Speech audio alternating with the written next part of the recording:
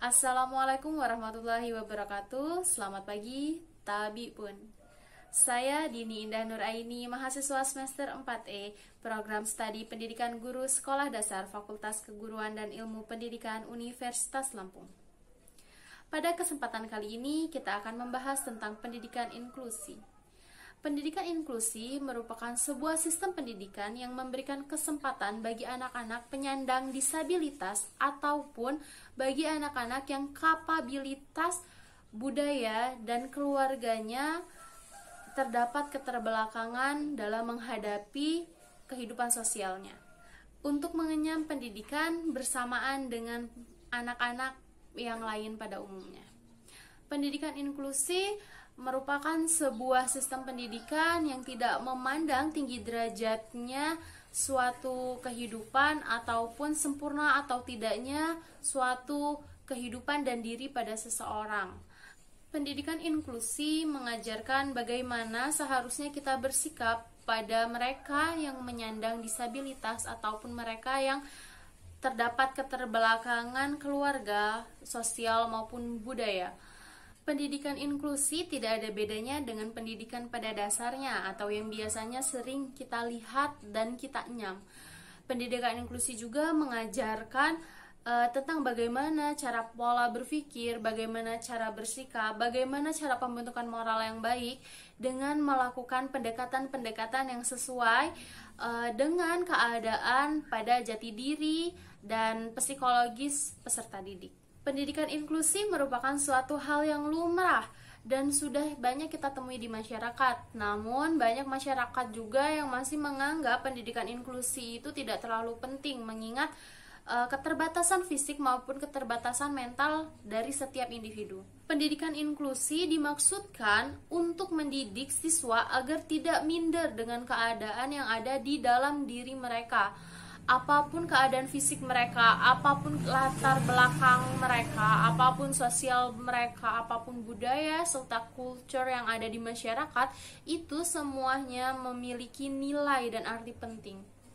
Pendidikan inklusi bukan hanya sekedar wacana saja, namun juga butuh penerapannya dalam kehidupan bermasyarakat, di mana yang tadinya masyarakat suka membuli atau mengesampingkan individu yang mengalami keterbatasan fisik maupun mental.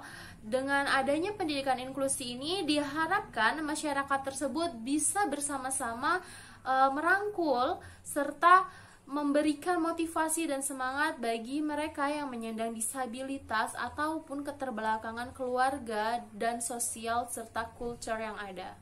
Di Indonesia sendiri bukannya tidak ada pendidikan bagi mereka yang menyandang disabilitas ataupun keterbelakangan sosial dan budayanya. Namun, sekolah seperti SLB atau sekolah luar biasa memang cocok bagi mereka yang menyandang disabilitas. Namun tidak semua orang tua menginginkan anaknya sekolah di SLB, dikarenakan pandangan masyarakat yang sangat tidak apik jika melihat mereka yang memiliki keterbatasan untuk mengenyam suatu pendidikan. Padahal mereka yang memiliki keterbatasan tersebut merupakan orang-orang istimewa yang terpilih untuk bisa memajukan bangsa dan negara ini. Bukan hanya mereka yang memiliki kesempurnaan fisik saja. Inklusi sering kita temui di dalam keseharian. Contohnya saja pada jenjang sekolah, baik sekolah dasar, sekolah menengah pertama, sekolah menengah atas, sekolah menengah kejuruan, dan sebagainya, akan ada suatu orang siswa atau suatu hal yang menghambat siswa tersebut untuk berkembang. Baik dari cara berpikir mereka, baik dari cara tindakan ataupun daya nalar mereka. Itu semua mereka yang memiliki hak-hak istimewa atas pendidikan inklusi. Pendidikan inklusi tidak hanya ditujukan bagi mereka yang menyandang disabilitas atau mereka yang memiliki keterbatasan fisik, namun juga dari daya nalar, daya berpikir, dan emosional siswa pun bisa dipelajari dari pendidikan inklusi. Pendidikan inklusi pada dasarnya mengarah kepada psikologi setiap anak untuk mengembangkan jati diri mereka, untuk mengembangkan motivasi bagi mereka, dan untuk mengembangkan kepercayaan diri mereka untuk tidak minder atau untuk bisa hidup berdampingan dengan anak-anak yang lainnya. Pada kehidupan sehari-hari kita, pada saat bermasyarakat, bersosial, kita pasti menemukan banyak penyandang disabilitas ataupun kapabilitas keluarga yang sosial, ekonomi, serta kultur budayanya terbelakang atau mereka takut untuk mengejar kemajuan zaman. Dalam kehidupan keseharian, kita sudah biasa bagaimana melihat orang-orang yang tunanetra, tunagrahita, tunarungu, dan lain-lain. Namun pada dasarnya kita hanya merasa kasihan pada mereka tanpa kita melihat apa potensi mereka sebenarnya. Jadi di sini pendidikan inklusi itu dimaksudkan untuk menggali potensi-potensi terpendam pada mereka yang memiliki keterbatasan dan memiliki hak istimewa untuk mendapatkan sebuah pendidikan yang layak. Pendidikan inklusi bisa kita mulai sejak dini. Contohnya saja, karena saya mahasiswa pendidikan guru sekolah dasar, maka pada dasarnya esok saya akan mengajar di sebuah sekolah dasar. Ketika saya melihat anak didik saya yang daya nalarnya kurang, daya tangkapnya kurang, apa yang harus saya lakukan? Mulai dari pendekatan, mulai dari kurikulum yang harus diterapkan, ataupun yang hal-hal yang lainnya, serta apa yang harus saya berikan kepada mereka yang harus mengenyam pendidikan itu. Jadi, jika kita menghadapi seorang anak yang daya nalar dan daya tangkapnya itu kurang, bagaimana pendekatan yang harus kita lakukan? Kurikulum yang ada di satuan tingkat pendidikan itu disamaratakan, tidak memandang apapun. Jadi, bagaimana caranya kita mengajarkan ke peserta didik bahwa mereka itu tuh patut, mereka itu tuh bisa untuk mengenyam pendidikan sebagaimana anak-anak yang lainnya. Jangan minder dan tetap konsisten, tetap semangat, berikan mereka motivasi. Mereka tidak butuh apapun, mereka tidak butuh hiburan, namun mereka membutuhkan orang-orang yang memiliki potensi untuk meningkatkan potensi dan motivasi dalam diri mereka. Mereka tidak membutuhkan uang, mereka tidak membutuhkan apapun, yang mereka butuhkan hanyalah kasih sayang dan rangkulan kita untuk tetap bersama mereka, untuk berjalan bersama mereka tanpa membedakan antara anak yang satu dengan anak yang lainnya.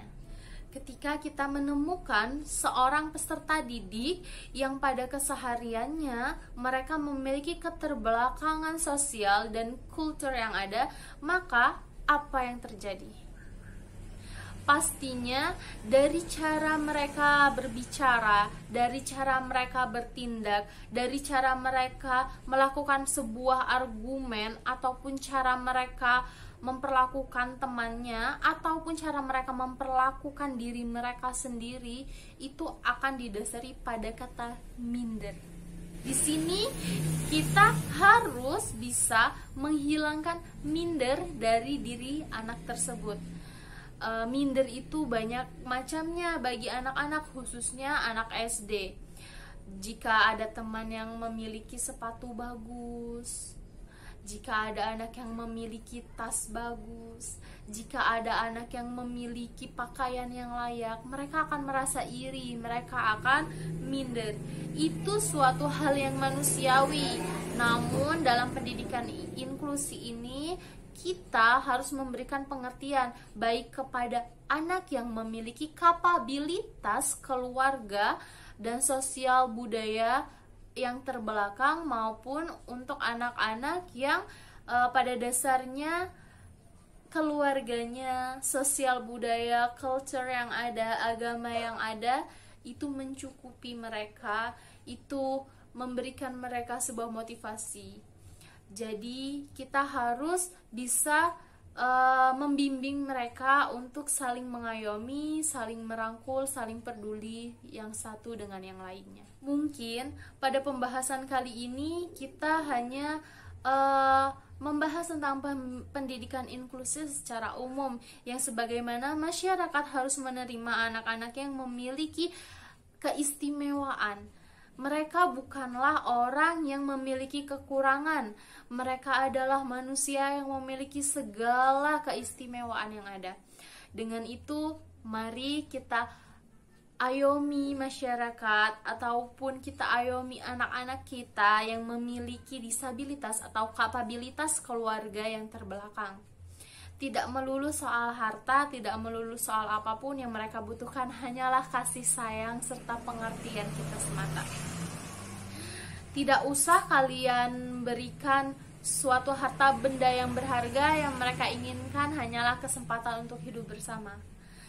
Tidak ada perbedaan di antara kita, dan tentunya kita harus saling bekerja sama dalam berkehidupan sosial. Cukup berikan kata-kata semangat dan motivasi yang tinggi agar terus menggali potensi mereka, agar terus menghilangkan rasa minder mereka, agar terus bisa mengangkat derajat mereka. Tidak hanya soal kekayaan, namun juga soal moralitas dan soal keberagaman yang ada. Ingat, semboyan dari negara kita, Bhinneka Tunggal Ika.